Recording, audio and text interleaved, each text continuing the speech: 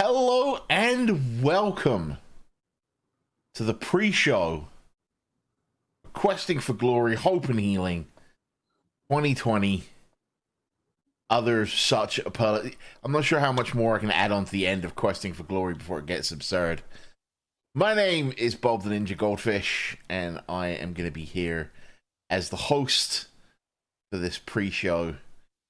You'll be seeing this segment here and a bunch of other interviews and some intercuts with like videos for Nami and other such things. But with me is a very, very important person when it comes to Questing for Glory, and that is High Spirits.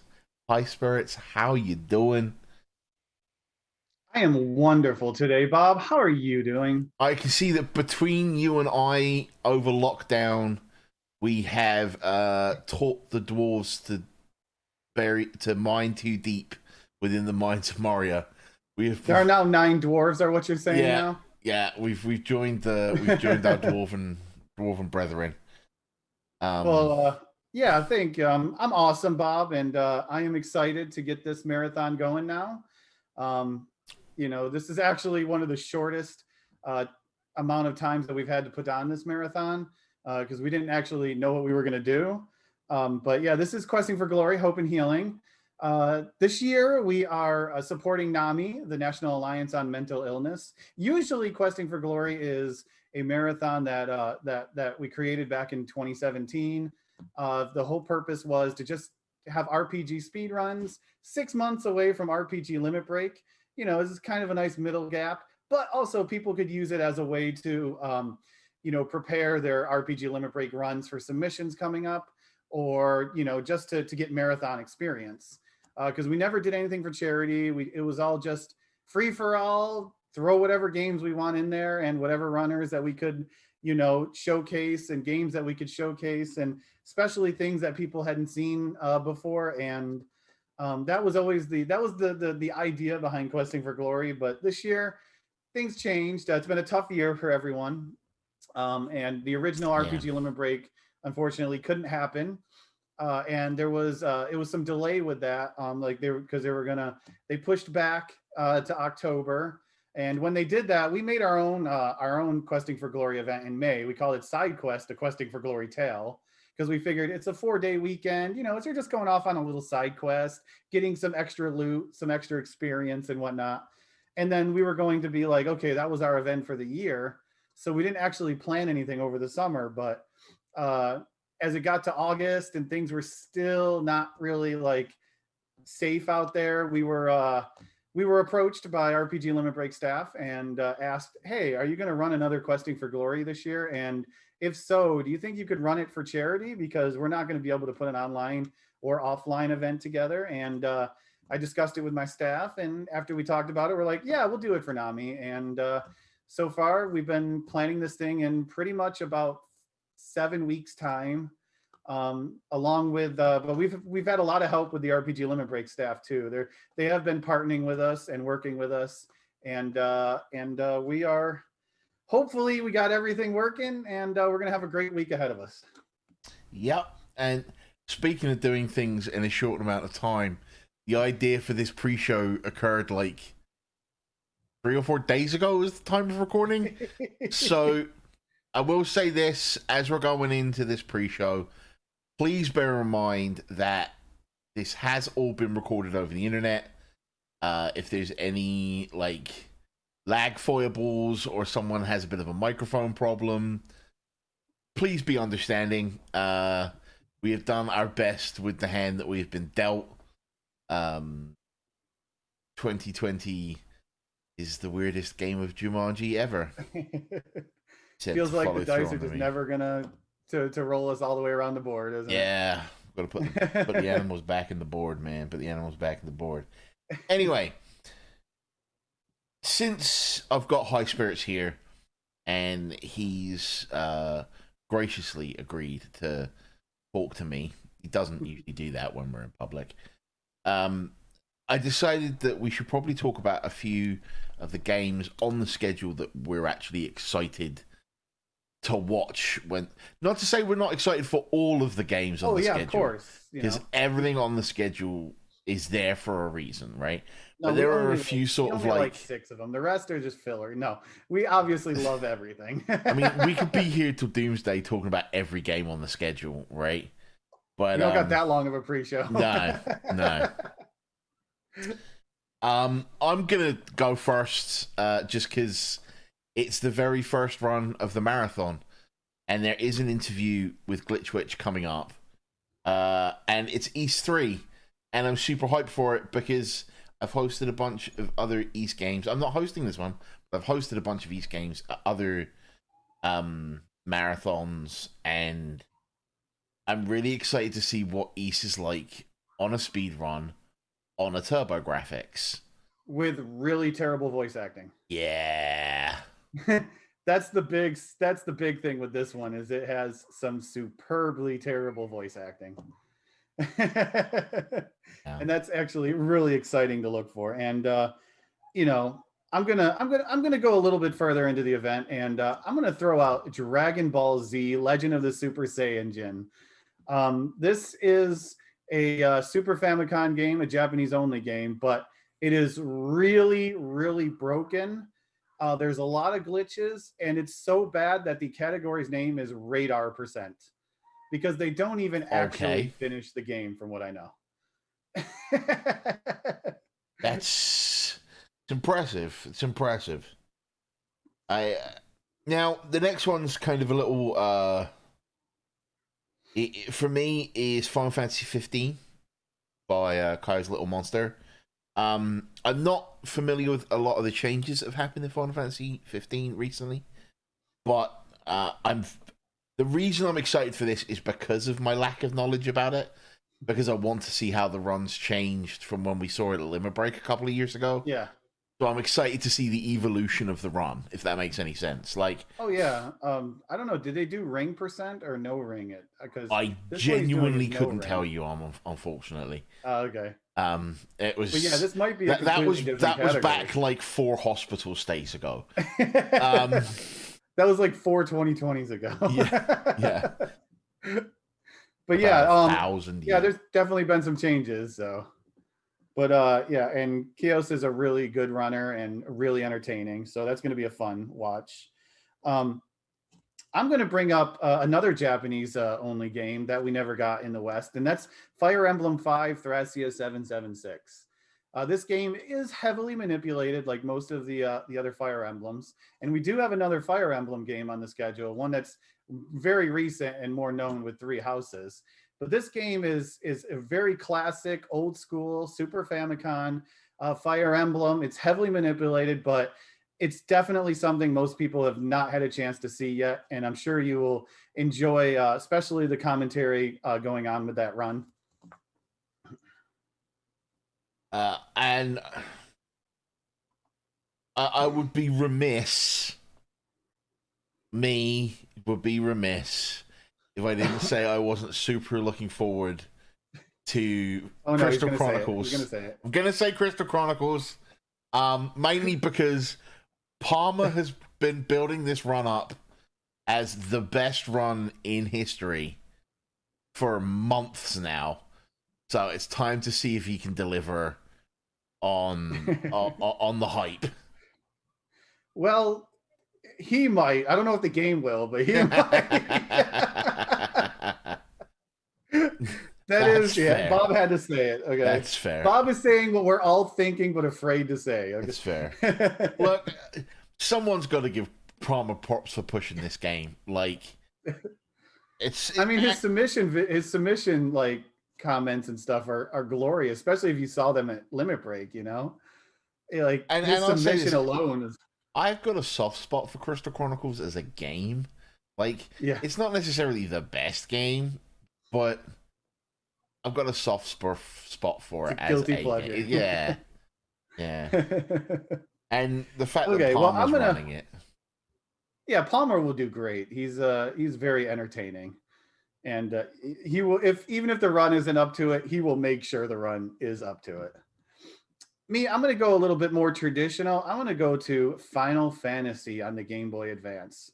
And Dragon Darts, what makes this one interesting this year is this is a random party, which means you can donate to choose who his party members are. He will not know who his party is until the run starts. So he will not know exactly what he can do, and he will just be playing it by ear. So you have a chance to really, really make things interesting for him. White mages. Unfortunately, he made it so he can only have one of each. Yeah, he's crafty, that dragon. Otherwise, yeah. It would be a little bit too much if we asked for 4 white mages or 4 thieves. But 3 white it's still mages. Gonna be interesting. 3 white. We'll just give him 1. Don't give him but any yeah, so that's healing gonna be an interesting whatsoever. run. Don't give him any healing. No healing. All That's what the black thieves are mages. And I think that the last one that I'm gonna shout out, and I'm also actively not shouting out games that I'm involved with, because I'm involved with the finale with Final Fantasy, and I'm always hyped for Final Fantasy, right? Yeah. But the second to last game on the schedule, Knights of the Old Republic. We've seen how busted wide open that game is at any percent, right? Yeah.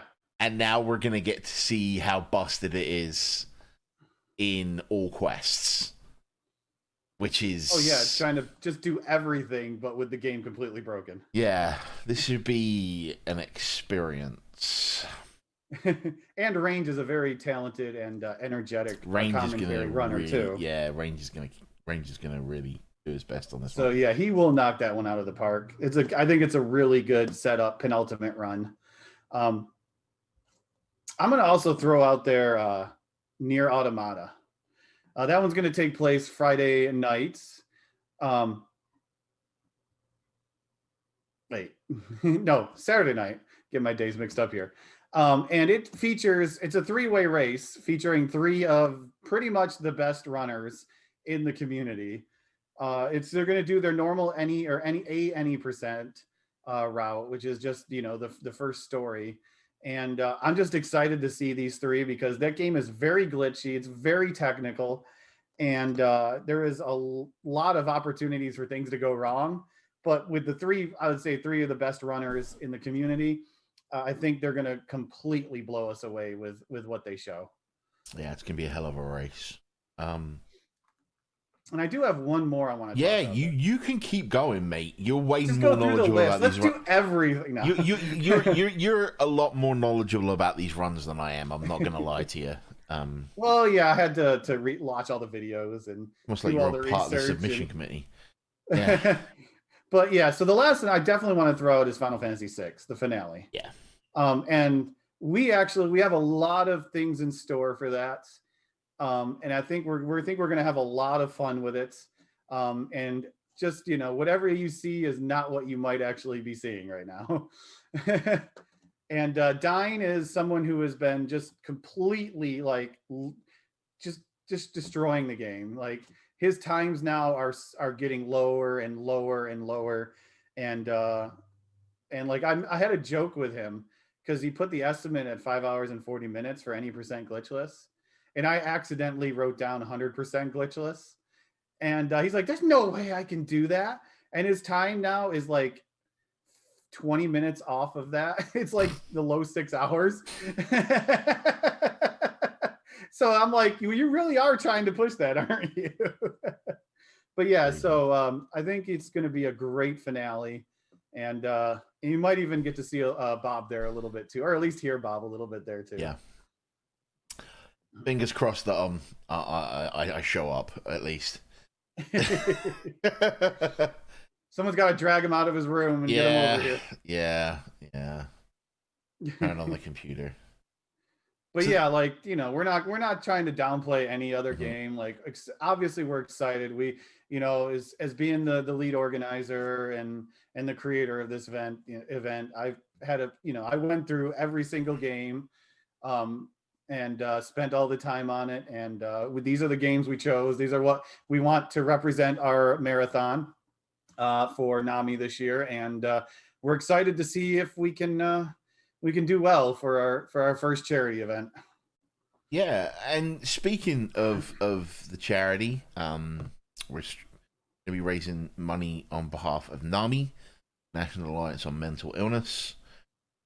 In this pre-show, you're going to see a couple of videos from them interspersed amongst the interviews, talking about their cause, what they do, how they do it. We're also going to have an interview later with Michelle from Nami. We're going to talk a lot about their history and that kind of thing. We've also got an interview coming up with Glitch Witch, who is going to do our first one. I know we've got an interview with Mr. PR Miller, and at least I know we've got Solar Cell 007, who's our Illusion of Gaia runner, who's going to let us in on some information about a cool new thing that has been found after like 20-something years in Illusion of Gaia, which is always finding new things in old games. Those randomizers. But yeah, this has been a really quick sort of introduction that High Spirits and I have done. I'm not gonna cut him off, but High Spirits, is there anything you want to say before we move on to the next segment? I just want to say thank you very much, Bob, for helping us out with this. Bob, actually was, since he's had some hospital stays, wasn't able to get involved with this until like 2 weeks before the event. And I'm like, so what do you want to do to help out? We like your experience, and we obviously want you helping behind the scenes. And he's actually the one who suggested the doing this entire show here, pre-show. So he's done a lot already for us. And all I can say is I hope you enjoy the next week ahead. There's 146 hours worth of games, and hopefully we can knock it out of the park here with Nami and make up what we can this year. What unfortunately RPG Limit Break wasn't able to do. Yep. I mean, High Spirit said it all. This is going to be a week where we get to come together, we get to celebrate our community, we get to raise some money for a good cause. Above all, we get to have a whole lot of fun. Having fun. That's what we tell other runners. Just don't worry, have fun. Whatever happens, happens. All that matters at the end of the day is have fun. And with that, I'm going to sign off from this segment in the same way that I've signed off from every segment so far. Spoiler alert, these weren't recorded in order. By saying, guys, gals, and non-aligned pals, be excellent to each other. And enjoy the week ahead.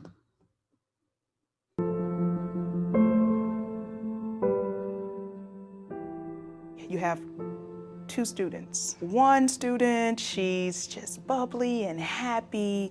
She loves life. She excels in school. Then you have this other girl who experiences poverty, has lived through homelessness, experienced childhood trauma, abuse in home, and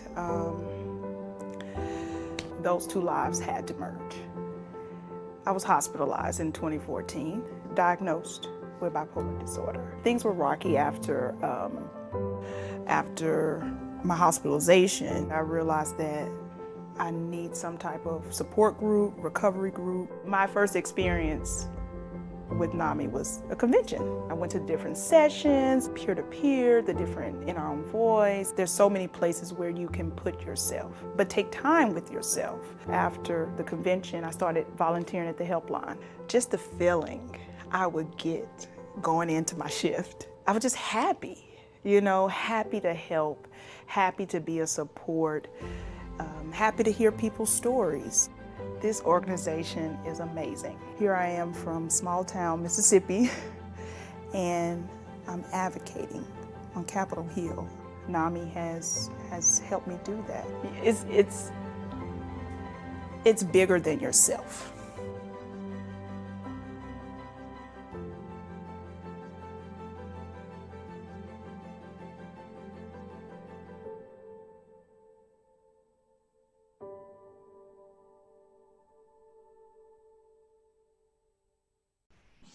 Hey everyone, I'm Bob the Ninja Goldfish, and I am here with the pre-show for Questing for Glory, Hope for Healing 2020.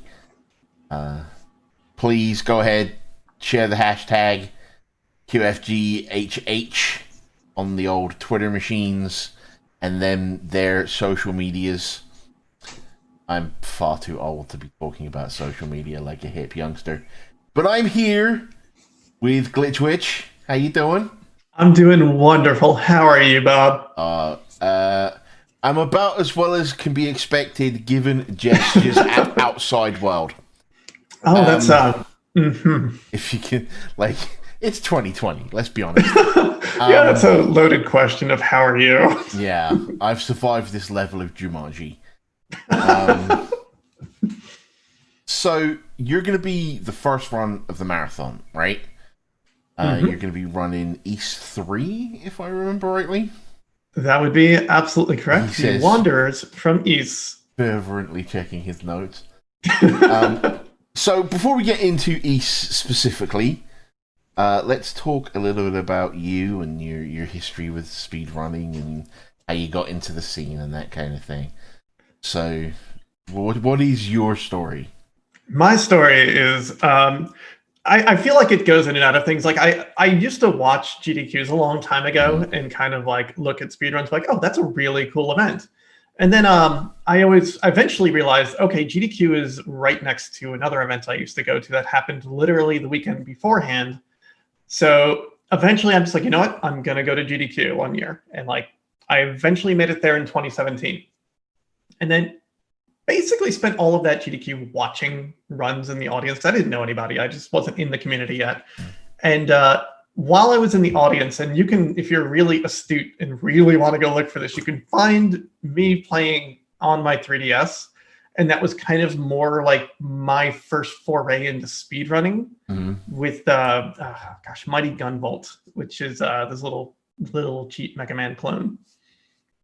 Yeah, I had a very similar intro because, like, I caught a GDQ on like Twitch, and then I just went out of the blue and got involved, and it was one of the most welcoming groups of people I've ever had the opportunity to meet. So I'm glad that you have a very similar story to me, and we're ending up in very similar positions. Yeah, it after that I kind of just started making contacts and talking to people, and like you said, it was a really, really, really welcoming crowd. And you know, now I kind of do it often, and I know people at these events, and that's like wild to me. If you had told me this like 4 years ago, I'd have really questioned who you think you're talking to. Yeah, I make some of my closest friends through speedrunning and things like that. Yeah. So let's talk about other speed runs that you do, because I know that you're not just an East runner. Is there anything else that you're playing around with at the moment? That is a fabulous question. You're not wrong with I am not just an East runner, because I'm admittedly relatively new-ish East runner, and I feel like no one speed run can really tie me down to it. Like I'm not the one to grind for an amazing time. I just want my time to be good, and then I'm going to learn something new. So what I tend to do is I'll find a game that either like I have strong childhood memories of being mean to me, or just I'll find games that people would say maybe aren't so wonderful, and I'll probably end up playing those. And I end up routing a lot of games that just don't have any runs, and a lot of TurboGrafx games because there's not enough representation of that console anywhere. So I just kind of end up learning a lot of runs, and especially if the run is silly and can make people laugh. Yeah, I was literally about to ask you why the TurboGrafx, but you've already answered that. So yeah, because you aren't just because I've hosted a few East runs in my time at like Limit Break and things, and everyone who has an East run has a story as to why that East run, right? So why East 3 for you? So East 3 specifically, it ties back into my childhood. And I had a Super Nintendo, and my dad would bring home random Super Nintendo games every now and then. And you know, I'm a kid, whatever. I'll just play whatever he puts in this console. And so he brings home East 3, and I don't know how to do anything in this video game. Like I'll leave town and immediately die, regardless whether or not I figured out how to buy a sword. And I had to know, once I started to play some East games again, and with my TurboGrafx project where I've been playing through the library, I played through East 1 and 2 on it. So I'm like, okay, I remember East 3 really clearly on the Super Nintendo as a kid as being this nightmare of a video game where you die immediately and nothing makes sense. Loaded it up on my TurboGrafx and played it just to try it out because, I want to see what it is. And then ended up playing the entire game all the way through that evening and absolutely loving it. And it was such a better experience on the TurboGrafx. And I went back afterwards and loaded up my Super Nintendo copy. And you know what? My memory was not wrong. That is a really rough version of that game. And the TurboGrafx version just made so much more sense to me. Is there a special trick or anything we should be looking out for? Or is there something you want to promote? Unfortunately, no super good tricks other than a lot of boss kill strats, which some of them involve not moving and just holding the sword button, and other ones just kind of involve specifically manipulating the boss to a certain place. Like there's no cool trick like the Genesis one where you get to maximum experience in the first dungeon. You mostly just need to pay attention to your experience levels and don't do anything you shouldn't be doing yet. So it's more about execution than tricks, really, with these three. Yeah, and like that Super Nintendo game, it will kill you within seconds. So it doesn't mind that. It still does that, but it gives you a better fighting chance. Okay, so you are running E3, but you're also doing some hosting. You're hosting Digimon World on Wednesday, right? Mm-hmm. And I think you're hosting Willow on Sunday. I am absolutely hosting Willow on Sunday. You looking forward to those? I'm definitely looking forward to both, especially because I didn't really grow up with Digimon in my life. Mm-hmm. So I'm looking forward to this brand new-ish experience for me, basing it all around, okay, well, Pokemon does this, and now I can't wait to see what Digimon does. And then hopefully that statement's not like a spicy statement of sorts. And Willow is another game I played on my NES when I was very young and made it absolutely nowhere. So very similar experience to Ys. But now someone who knows what they're doing is going to play it. All right. So, other than the three that you're involved with, are there any other games you're looking forward to in this marathon? And that's an absolute yes. Okay, so I absolutely love my randomizers, and I got super into the Crystallis randomizer when that was newish. So I am certainly looking forward to that. I think that's only a few runs after mine. As well, Drumbo's run of Dragon Ball Z is always a hilarious time, and I don't know how he keeps it entertaining for 2 hours, but he does. Oh gosh, Illusion of Gaia, especially now that there's new tech that has been discovered, and I'm not sure if it's in this run, but maybe. But I've been looking into the IOG run lately. I can say from questions I've prepared for the runner in another interview. Yes, that is in this run. Then that's super exciting for me. I also got into the Illusion of Gaia randomizer, which has led me to thinking about, what if I learned any percent? Which then leads into me learning Terranigma, because I already know Soul Blazer. And that's just a bad trilogy to just try to run. Bad trilogy, but oh so good. Oh, yes. I have this thing in my mind of, let me run all 3 games in a row. Or let me run all 3 randos in a row. Or work them all together, because Super Metroid and Link to the Past works, right? I just put them in that shuffler that's been around and just play all 3 at the same time and swap every game every 10 seconds. So, before I let you go, I have the top hat of random questions. Sure. Are you ready? I am super ready. I'm going to ask you 2 questions from in here. They should be fairly rapid fire. I should have prepared my own witch hat of questions. So, the first question is Empire Strikes Back or Return of the Jedi? I like Empire Strikes Back better. That is the correct answer. It's purely aesthetic reasons. I think it's a better story, but, blue lightsabers are cooler than green lightsabers. Fair. And our second question is, what would you name your boat if you had one? My boat? Your boat.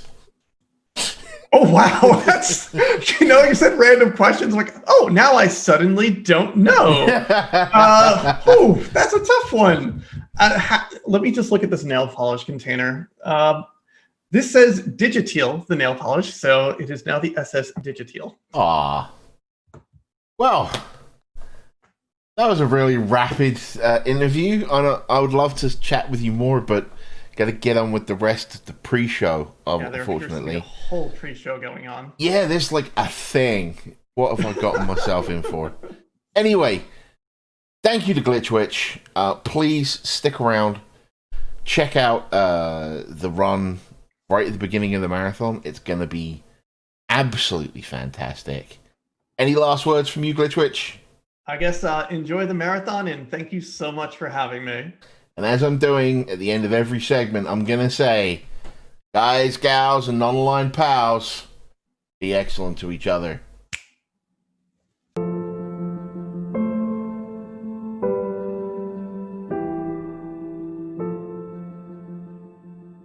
I live with bipolar disorder, and I started experiencing that when I was in high school. I didn't really get any kind of treatment all throughout college, and then when it did come out, there was a lot of stigma from my background. I was a National Hispanic Scholar and was accepted into medical school at the age of 18 by my senior year of college.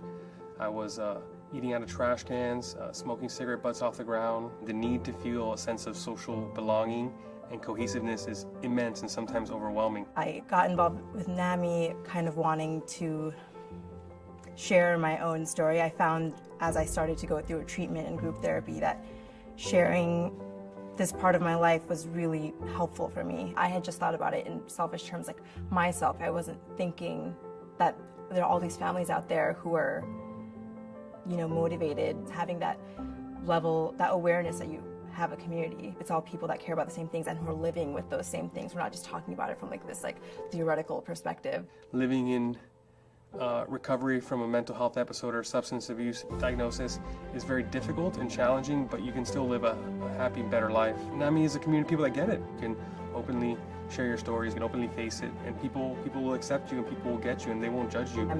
I'm able to be open about this part of me that was really shameful to me and caused me a lot of pain. Being able to do something positive with it has been incredibly empowering. It changed the way I looked at everything, from something isolating to something connecting. More than ever, I feel a greater sense of purpose and meaning. I think I underestimated the personal effect it would have on me, because it shows me that I'm worth it.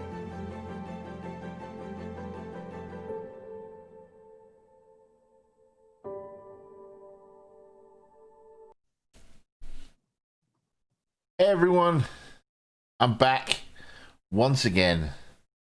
But this time it's a little something different. I don't have a runner with me. In fact, I have Michelle, Senior Development Manager at Nami.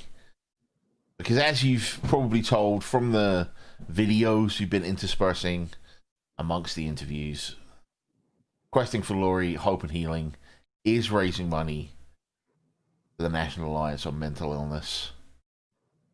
So it is good once again, 2 years since I last saw you, to say hello to Michelle. Hi, it's nice to see you again and nice to be speaking to everybody online. I'm excited to be here. How you doing? I'm hanging in there, Yeah.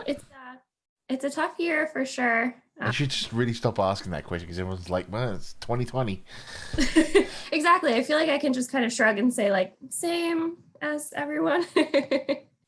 But still working hard for NAMI, still trying really hard to, expand the resources that we have so we can serve more people, because right now more than ever, people are really needing mental health support and care. For sure.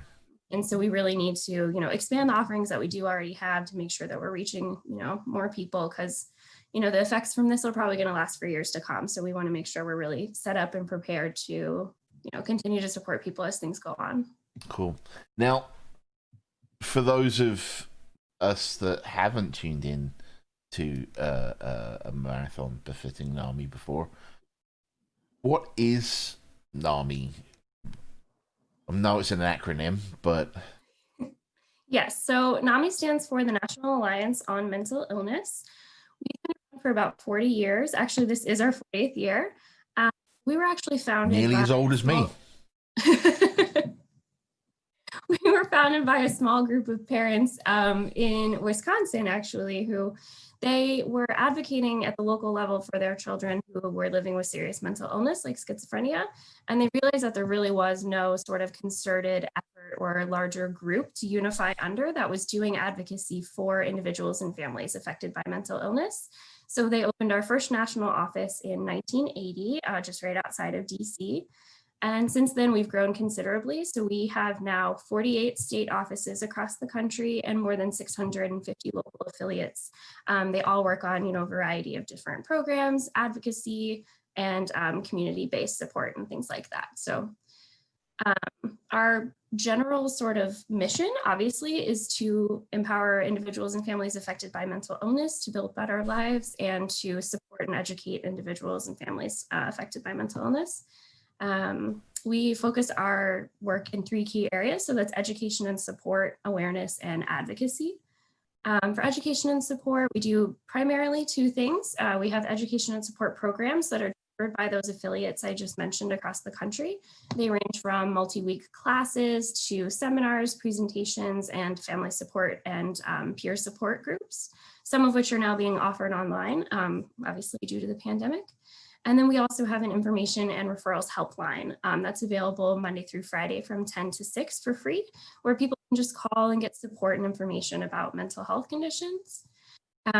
We raise awareness using our website, social media, traditional media. This year alone, we've been featured in more than 3,000 articles and provided more than 300 interviews to a variety of media outlets. So we're definitely getting the word out about the issues that affect people with mental health conditions. And then lastly, federal advocacy, and we also support our state offices as they do state level advocacy as well to create policies that are going to help people with mental illness.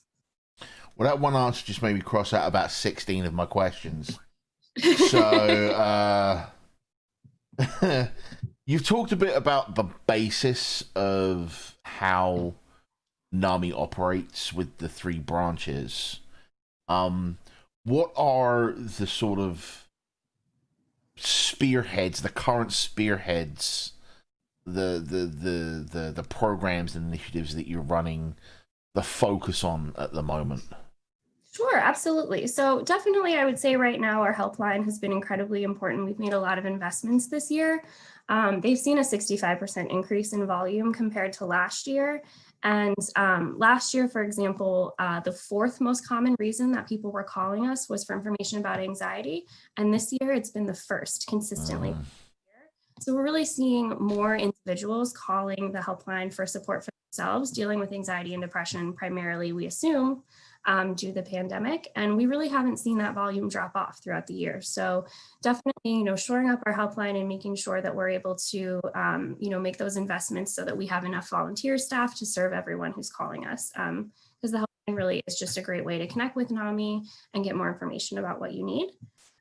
Additionally, we actually just recently launched a brand new program called NAMI Frontline Wellness, and that's targeted at individuals who are working on the front lines of the COVID-19 pandemic. So healthcare workers, public safety professionals, individuals like that. So we've created kind of a suite of resources that are specific to people who are working in those types of professions, that are kind of designed to make it easy for them to access the support they need. So definitely right now we're focusing a lot on those 2 areas. And then looking obviously to help our 650 local affiliates, do their work better in this kind of changing atmosphere. So we're providing a lot of support and guidance for them as they're learning about, how to maybe make a virtual program or how to adapt their in-person fundraising events to a virtual setting. So we've been doing a lot of support and education around that as well. So since I've got you here, a question I've always wondered is, this isn't the first marathon that's raised money for NAMI. The RPG limit breaks have passed, have been running. How has the money that our communities raised influenced and been affected these initiatives and been used? Absolutely. I'm not asking for down to the dime or anything, but well, let me pull up my budget here. Well, we went out and bought a Big Mac and I'm kidding, but absolutely. No, I'm happy to answer this question because it means so much to us, the continued support that we've received from the RPG Limit Break community and other, streamers and people who are engaged in this work. It means a lot to us. And here at NAMI, 75% of our budget is funded by individual donations. So that's people making dollar donations, $100 donations. So that's 75% of the work that we do is funded by individuals like you all who are raising money, who are donating what money you have. It means so much to us. So obviously, the money raised is incredible, but also I just think that the amount of awareness that you guys are able to raise is also really great. And you've really created a great open community where people can be themselves and know that they can, talk about mental health issues. And I know so many people don't have that. And I think it's just priceless, the connections that you guys have been able to build and the awareness you've been able to raise, the resources you've been able to share. I'm sure that, they've reached someone who really needed them. And to me, I think that's just as important as any money that's raised. So to sort of change gears a bit, how did you come to be involved with NAMI? Mm-hmm. Well, I will say that I don't have the most, touching story. I was admittedly looking for a job. And so when I, came across the listing for working at NAMI, I thought to myself, well, I've lived with a mental health condition my entire life. And I think it would be really nice to work somewhere where I don't have to pretend, I don't have to hide, I don't have to feel afraid to share what's been going on with me. And I thought that if I, were going to look for a new position anyway, that I should be working somewhere where I felt like the people accepting and warm, and that I'd be able to work towards a cause that's extremely important to me personally. So I was so lucky to get that position, and I was right. Working here, it is a really accepting and wonderful community, and I've developed a real passion for the social justice aspect of mental health as well. It's just not treated the same as physical health, doesn't receive the same coverage in terms of insurance, and that inequality kind of keeps me, motivated to keep working hard for this cause. But there are a lot of other ways to get involved. I was literally about to ask. I was literally about to ask, how do other people get involved if they want to? Yeah, absolutely. I mean, there are so many different ways to get involved with NAMI. I will not be able to share all of them today. So you can definitely go to our website, nami.org go to nami.org and click get involved at the top of the screen. But just to name a few, I mean, you can reach out to volunteer in your local community. Local NAMIs are looking for people to lead education classes, presentations, to share their personal story, to engage in local advocacy. You can also, if you're looking for things that you can do online, you can sign up for our advocacy alerts, which will tell you, you'll receive an email when, a piece of legislation that may affect people with mental illness is coming down the pike. And you can easily, through the platform, just message your representation in Congress to let them know how you feel about the issues. You can share your story through maybe our blog or a You're Not Alone Tumblr page. You can also do an independent fundraiser. You can share our social media hashtags and graphics and things like that on your own platform. And, more than anything, starting conversations with people who, you want to share about this, about NAMI, about mental health, about mental illness, and how important these issues are. I think just starting those conversations really makes a difference and, destigmatizes the conversations, makes people feel more supported. So.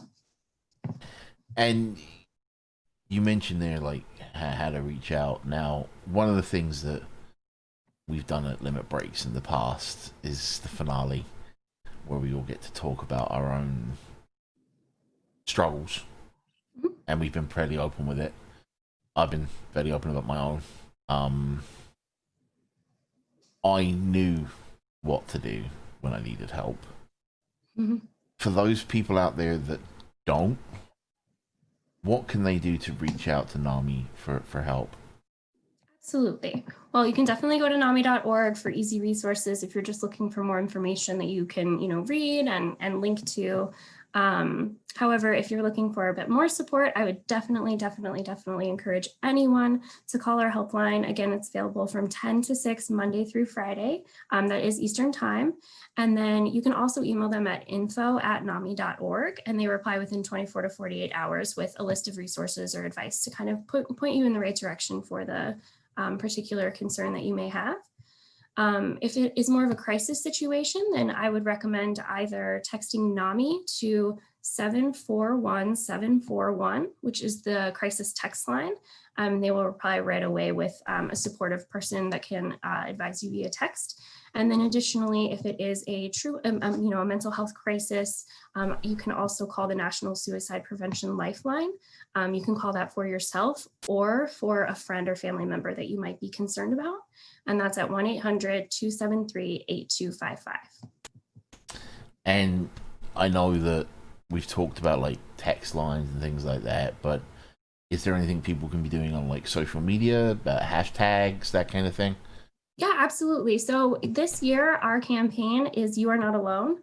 While we all may be, physically distant from each other, we really want people to know that they're not alone if they're experiencing mental health symptoms right now. So many people are. And so our hashtag is #NotAlone. And you can engage with NAMI on social media. We are at NAMI on Facebook, at NAMI Communicate on Instagram and Twitter. And on our website, if you go to NAMI.org and click Get Involved, you'll also be able to access some social media graphics that you can download yourself, that you can, share. They have different facts and figures and things like that to kind of, make the case about why mental health is important to you. Okay. Well, I mean, I have been interviewing you for about 13 minutes now. And it's all been incredibly serious. Everyone else I've interviewed has gotten 2 questions out of the random top hat. All right. You, on the other hand, I am merely going to give you a discussion prompt. Okay. Which is that margarine is greater than butter. Discuss.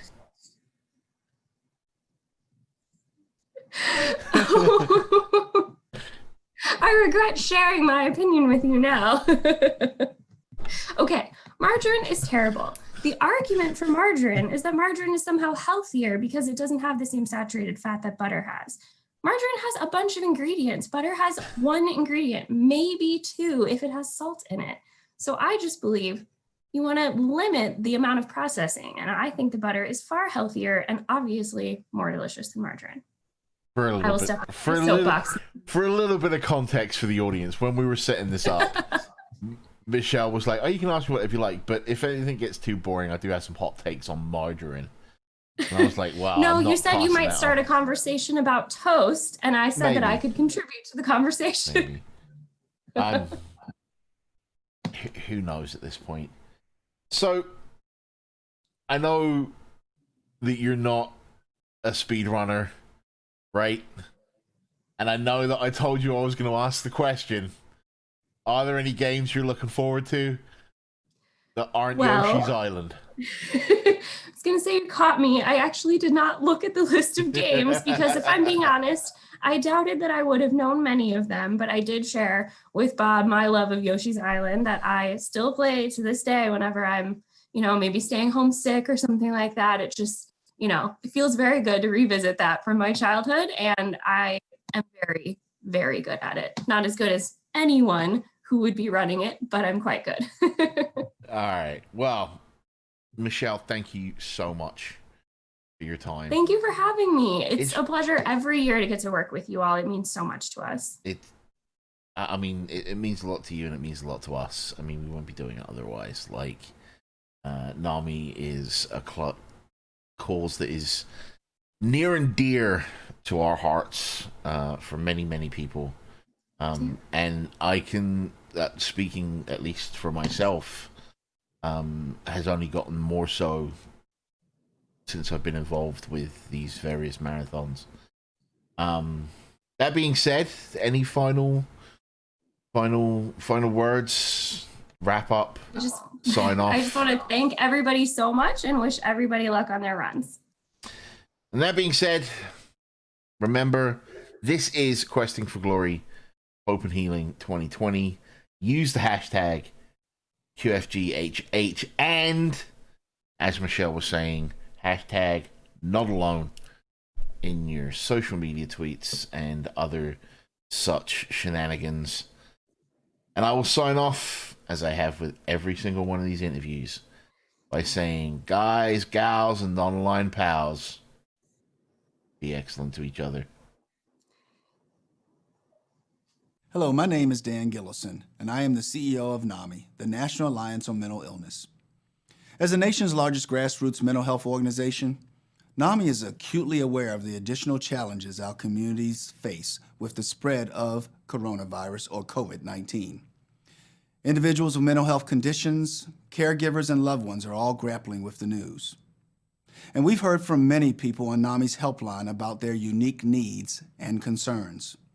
That's why NAMI has put together an information and resource guide to help folks cope with COVID-19, now available on nami.org/COVID-19. In it, we've answered frequently asked questions ranging from how to manage anxiety and social isolation to accessing healthcare and medications. NAMI is here to help and will continue to update our website as issues arise. If you are in a crisis, text the word NAMI, N-A-M-I, to 741-741, the crisis text line. We encourage you to take care of yourselves and check in on loved ones during this difficult time. We will get through this together. Thank you. Welcome back, folks. It's me again, Bob the Ninja Goldfish, with another of these pre-recorded interviews. Not gonna lie to you, these are pre-recorded, and I have no idea what order they're gonna air these in, but I'm doing them anyway.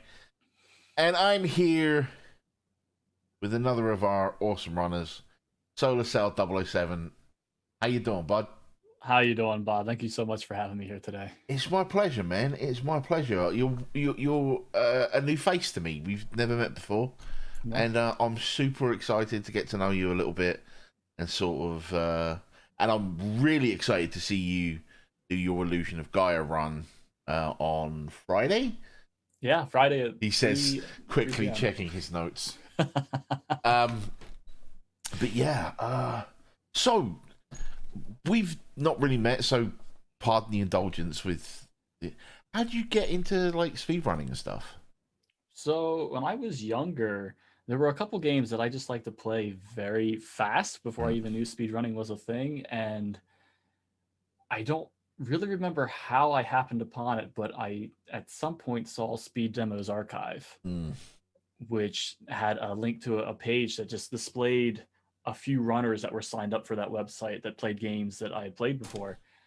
And I remember seeing Meta Sigma on there, and he was running Secret of Evermore, and I was like, oh, I love that game. And I saw some of the things that were breaking the game, and it blew my childhood mind to see things that you never even dreamt of happening. So I wasn't streaming at the time when I saw that. That was way before that. But I started trying to run Secret of Evermore offline in conjunction with other people who were running it online. And I ended up accidentally, mind you, but I ended up finding a pretty big skip in Secret of Evermore. I found the rock skip in Secret Evermore, which cut out a good chunk of the first act. And that kind of really cemented my love for speedrunning at that point. And so a few years went on, I started to stream a little bit, and then I really started getting serious about it in 2019. So as far as being a serious speedrunner, only 2 years almost into it. Speedrun's a serious business, man. Yeah. No fun allowed. Anyway, now you say you started with Evermore, but you're running Illusion of Gaia, right? Yes. So what brought you to Illusion of Gaia? So I'm very much an RPG type of speedrunner. I have this desire when I play video games to grind and collect what I can if a game has it. You're a man after my own heart. Yeah. I had to have strategy guides with me just so I knew I wouldn't miss anything when I was playing through a game. I'm feeling so seen right now. But so I mean, I grew up on Secret of Evermore, Secret of Mana, Illusion of Gaia, and when I first started speedrunning, those were my first 3 games that I really started to cycle through. And once I got done with the third one, I went back to the other one to try to further improve my time with in the same category or a different category. Right, so you just worked through the 3 like a cycle. I did, yes. And now we were talking a little bit before we started the interview. The Illusion of Gaia speedrun was pretty well set for a long time, right? It was about execution and who could execute it better rather than who was doing the new stuff. Right. And then you told me that 6 weeks ago there was a new skip found, a new wrong warp found. Something like a little over a month ago, we well, I give a little bit of a backstory first. Okay, yeah. So Illusion of Gaia, for those who don't know, is a very linear game. You start at one point, you end at the other, and there's really no wiggle room to go anywhere else in the game. But leave it to the programmers and whatnot of the day. Everything has a randomizer these days. And so Don't Bagoo Me has written a randomizer for the game. It's been out for a couple years now. It's a blast. I was one of the first playtesters on it. And it's interesting. You learn a lot about the code of a game off a randomizer than you do from just playing the vanilla game. But for anybody who's played the game, once you get to a dungeon called Mount Cress, you'll notice there's a lot of lag in the area. And there's one screen specifically that a lot of the enemies do some weird things to where their attacks disappear, where the enemies themselves disappear. And so one person by the name of HeroSoft was just messing around in the randomizer with a skill that nobody uses in the speedrun at all, because there's no need to get it. It's out of the way and it's completely forgotten. He was messing around trying to make those enemies do different weird things with all that lag, and he warped.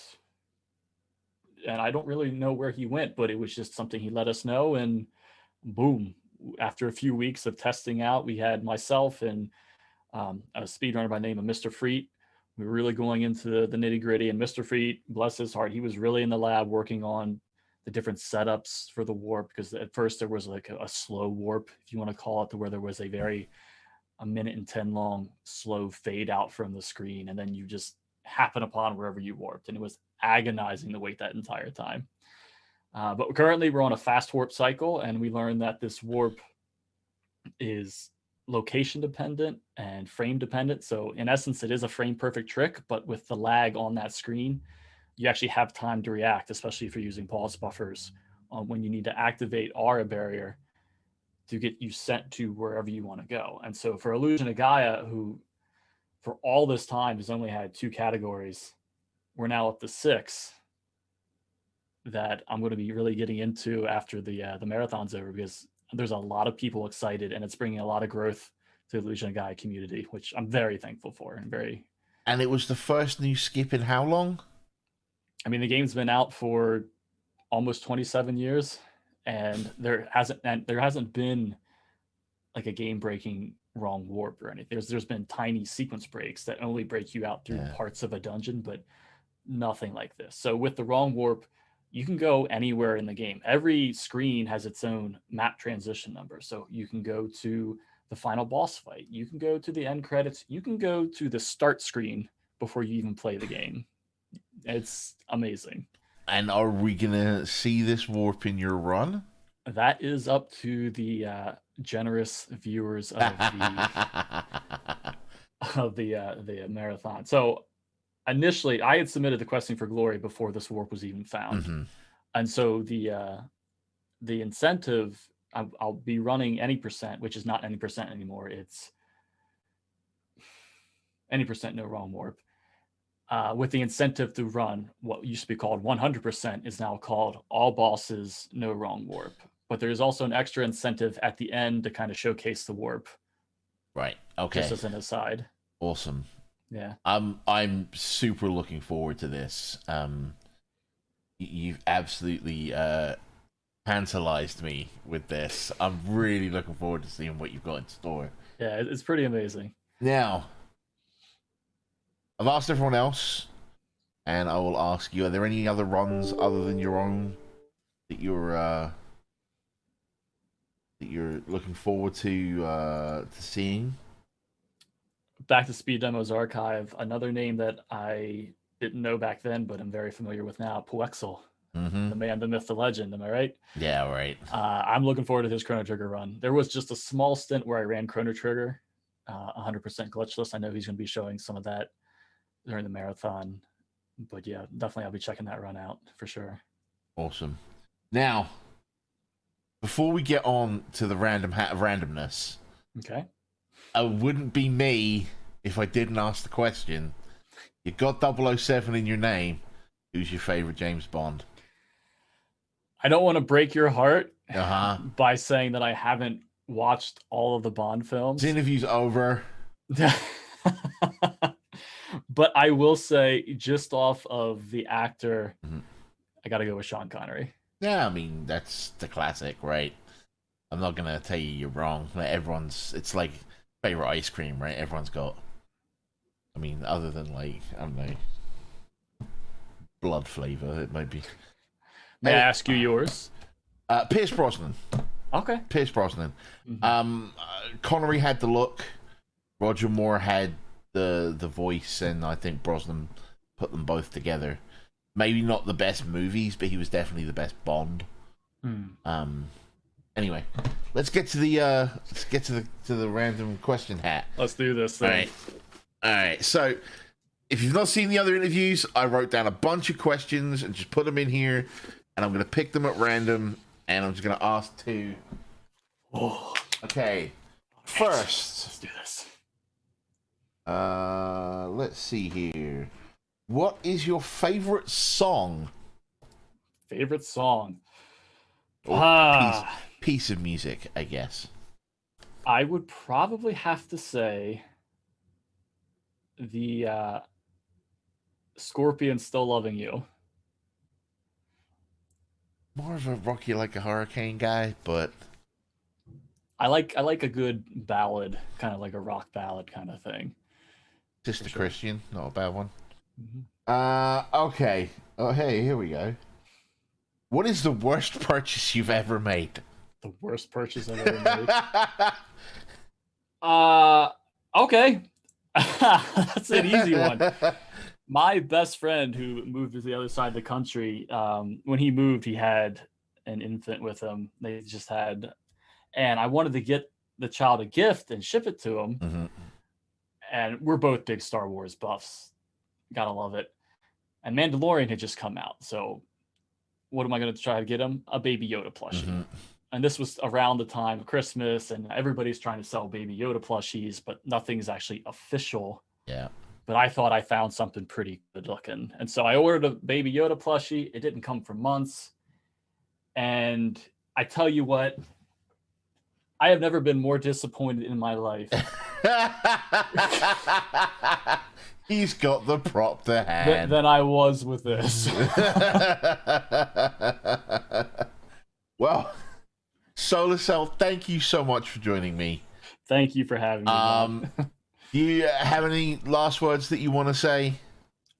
I'm super grateful to be a part of this marathon. I know Questing for Glory doesn't usually do charity marathons as far as raising money, but the fact that they're linking up with RPG Limit Break in this is really, really super awesome. So I just consider myself blessed to be a part of this, and just thank you for your time today for interviewing me. It's been my pleasure. And everyone out there, remember, tune in on Friday. Check out the Illusion of Gaia run by Solar Cell 007. And as I've been saying at the end of every one of these interviews, guys, gals, and non-aligned pals, be excellent to each other. And we're back. It's me. It's High Spirits. Hey. You may know different clothes. Don't worry about it. You got changed in between every interview? I did Bob. every interview, man. Like, except for the ones where I didn't. Oh, okay. So, thank you for watching the pre-show. This is the wrap-up. We had some cool interviews. I'd never met Solar Cell before, and I'm super looking forward to seeing him run IOG. And came with a prop, too. Yeah, he did. It is the way. Anyway, High Spirits, the way it is. Before we throw over to Distraction Crab and Glitch Witch, get us started for the marathon, is there anything you want to say to round out the pre-show? Like maybe give us the website we can go to donate, maybe? Wait, donate? What do you... Oh, okay. Yeah, we're raising money for charity this year. Yes, we're trying to raise money for charity. That's the goal. But I just want to say thank you, Bob, the Ninja Goldfish here, for doing all these interviews. And definitely a thank you to the people who got interviewed and Michelle from Nami for joining us during this pre-show. That's what we're trying to do. We're trying to raise money for Nami. If you want to do that, you'll see links spammed throughout the week. But it's very simple. It's rpglimitbreak.com/donate. We'll be using their system with partnering with them to make things as easy as possible and maybe familiar for a bunch of people too. And I hope you enjoy the week ahead. And didn't have a lot of time to do this, but I hope we did a pretty good job. As I said, if I'll be around later in the week. If you want to hear more from anyone that you've heard on these interviews, our Twitch names are right below our cameras, like right here. Mine's here. Everyone's had theirs. Michelle doesn't have a Twitch name because she's Michelle and really into Yoshi's Island. But yeah, without further ado, thank you for tuning in to this pre-show for Questing for Glory, Hope, and Healing 2020. Use that hashtag QFGHH. Use Nami's hashtag not alone. And all I can say, as I've said at the end of every single one, guys, gals, and online pals, be excellent to each other. Take it away, Glitch Witch. Take it away, Distraction Crab.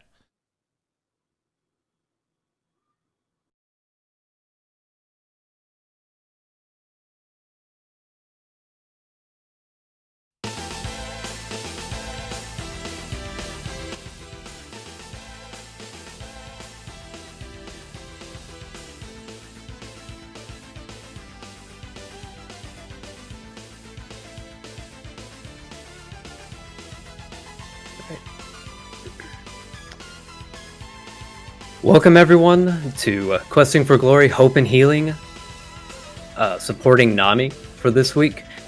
Soon we will have a fabulous run of East 3 Wanderers for Meats, performed by an even more fabulous runner, Glitch Witch, coming up soon. But before we get to that, we have a few thanks to give out for some early donators and some prizes that we'll have out.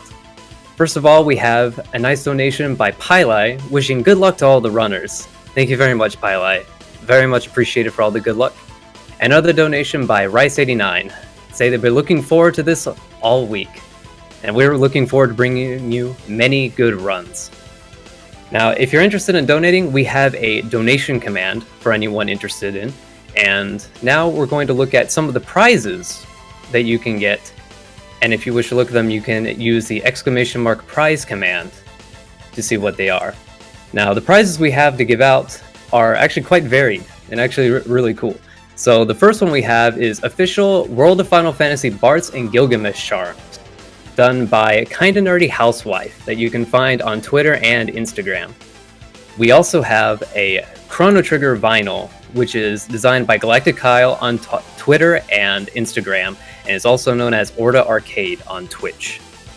We also, furthermore, have Super Mario 3D All-Stars, Twinstrumental on YouTube, and also does a lot of RPG music covers.